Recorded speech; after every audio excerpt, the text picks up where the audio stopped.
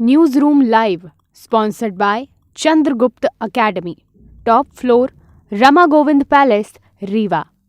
नमस्कार, विंध्या टाइम्स में आपका स्वागत है और आपके साथ मैं हूं विवेक। प्रदेश भर की 4 बड़ी खबरों को लेकर आपके बीच हाजिर हुए हैं।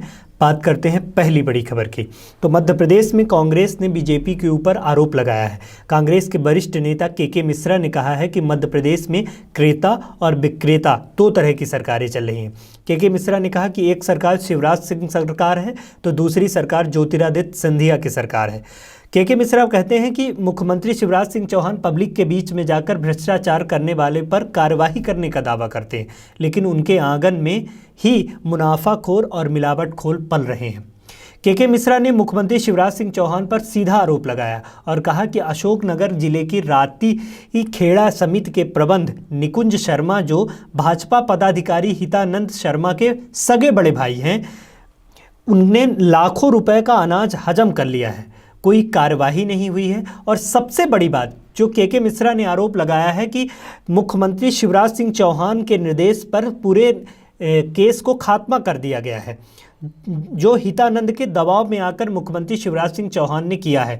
इसी तरह प्रदेश के अन्य जिलों में भी बीजेपी के करीबी होने पर भ्रष्टाचार करने वालों को बचाया जा रहा है। के मिश्रा ने साफ तौर पर मुख्यमंत्री शिवराज सिंह चौहान पर आरोप लगाया है कि वो पूरे प्रदेश में मिलावटखोरों के साथ मिले हुए हैं और उनके साथ काम कर रहे हैं। बात करें दूसरी बड़ी खबर की, तो मध्य प्रदेश विधानसभा से जुड़ी अलग अलग विभागों की समितियों में अब उन विधायकों को जगह नहीं मिलेगी जो समिति के सदस्य होने के बाद भी बैठक में शामिल नहीं होते हैं। आपको बता दें कि विधानसभा सचिवालय ने इसका प्रस्ताव भी तैयार कर लिया है। विधानसभा सचिवालय अब उन विधायकों को समितियों में शामिल नहीं करेगा जो बैठक और गतिविधियों में शामिल नहीं होते हैं। विधानसभा सचिवालय की जानकारी के शुरुआती तौर पर जो आंकड़े सामने आए हैं उसमें पता चलता है कि 25% विधायक एक बैठक में शामिल नहीं हुए। ऐसे सभी विधायकों को अब समिति के पुनर्गठन में जगह नहीं दी जाएगी। विधानसभा स्पीकर गिरीश गौतम के मुताबिक विधानसभा सचिवालय इस मामले की जानकारी जुटा रहा है। शुरुआती जानकारी के मुताबिक पक्ष और विपक्ष की तरह से मिलने वाले सभी विधायकों के नाम को समिति में शामिल किया जाता है। यह समिति की जिम्मेदारी होती है कि अपने विषय की बैठक पर मुद्दों का समाधान करे, लेकिन विधायकों के दिलचस्पी नहीं होने के कारण कामकाज पर इसका असर पड़ता है। सबसे अच्छी बात यह है कि विधानसभा सचिवालय में इस प्रस्ताव से बीजेपी और कांग्रेस दोनों सहमत है। मंत्री अरविंद सिंह भदौरिया ने कहा कि यह जरूरी है कि जो विधायक समिति के सदस्य हैं वह अपने बैठक में शामिल हों। यदि वो शामिल नहीं होते हैं तो साफ तौर पर उनकी दिलचस्पी इस गतिविधियों में बिल्कुल नहीं है। ऐसे में नया प्रस्ताव का हम स्वागत करते हैं। विपक्ष ने भी विधानसभा सचिवालय में इस प्रस्ताव का स्वागत किया है। पूर्व मंत्री कमलेश्वर पटेल ने कहा कि समितियों की महत्वपूर्ण बैठक में शामिल होना सदस्यों की जिम्मेदारी है। यदि कोई सदस्य अपनी जिम्मेदारी नहीं निभाता तो इस तरीके के प्रस्ताव का हम स्वागत करते हैं। बात कर लेते हैं तीसरी बड़ी खबर की। तो मध्य प्रदेश में 20 दिनों में सबसे कम केस आए हैं। ये एक अच्छी बात रही। मध्य प्रदेश में 24 घंटे में 5,533 नए केस मिले हैं। 22 दिन पहले 14 जनवरी को 5,315 केस मिले थे। इसके बाद तेजी से केसेस बढ़ने लगे थे, कोरोना का आंकड़ा बढ़ने लगा था, लेकिन अब इसमें कमी आ रही है। हालांकि चिंताजनक बात यह भी है कि इस समय प्रदेश में मौतों का आंकड़ा बढ़ रहा है। प्रदेश में मौत के आंकड़े बढ़ रहे हैं। 24 घंटे में इंदौर, भोपाल में 2-2, जबलपुर, खरगोन, धार और उज्जैन में 1-1 संक्रमित की मौत हुई है। पिछले 8 दिनों में 54 और तीसरी लहर में 125 संक्रमित दम तोड़ चुके हैं। इंदौर में 26 और भोपाल में 20 लोग कम से कम ऐसे केस रहे हैं जिनकी मौत हो चुकी है। तीसरी लहर में 21 जनवरी को 11,227 केस मिले थे। इसके बाद आंकड़ों में गिरावट देखी गई और 4 फरवरी को यह संख्या 5,533 तक पहुंच गई है।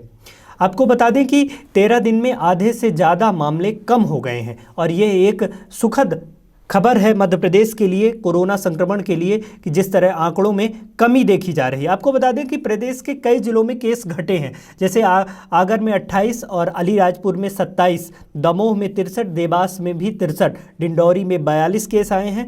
वहीं रीवा में 60 केस, सतना में 67 केस और शहडोल में 39 केस रिकॉर्ड किए गए हैं। जिस तरह से आंकड़े घट रहे हैं वो प्रदेश के लिए एक अच्छी खबर मानी जा सकती है, लेकिन मौतों की बढ़ते हुए आंकड़े एक चिंताजनक हो सकते हैं। बात करते हैं चौथी बड़ी खबर की, तो मध्य प्रदेश में बोर्ड परीक्षाओं को लेकर स्कूल शिक्षा मंत्री इंदर सिंह परमार ने जरूरी सूचना साझा की है। शिक्षा मंत्री ने कहा है कि 10वीं और 12वीं की बोर्ड परीक्षाओं के लिए 6 फरवरी 2022 तक परीक्षा फॉर्म भर सकते हैं, यानी कि कल तक समय है। उन्होंने कहा कि कई छात्रों ने अभी तक आवेदन फॉर्म जमा नहीं किया है, इसलिए लास्ट डेट इसकी 6 फरवरी बढ़ा दी गई है।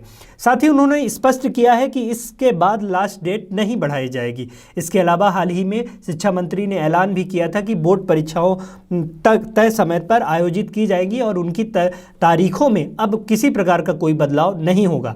आपको बता दें कि परीक्षा फॉर्म भरने के लिए उम्मीदवारों को आवेदन पत्र भरकर 900 रुपये आवेदन शुल्क जमा करना होगा। अगर 6 फरवरी तक छात्र आवेदन नहीं करते हैं तो उसके बाद लेट फीस देनी होगी। इधर मध्य प्रदेश बोर्ड की परीक्षाओं की सभी तैयारियां पूरी हो चुकी हैं एवं परीक्षा के लिए टाइम टेबल भी जारी कर दिया गया है, जिसके अनुसार 10वीं और की परीक्षा 18 फरवरी से 10 मार्च तक और 12वीं की परीक्षा 17 फरवरी से 12 मार्च तक आयोजित होनी है। बहुत बहुत धन्यवाद। News room live sponsored by Chandragupta academy, top floor, Rama Govind palace, Rewa.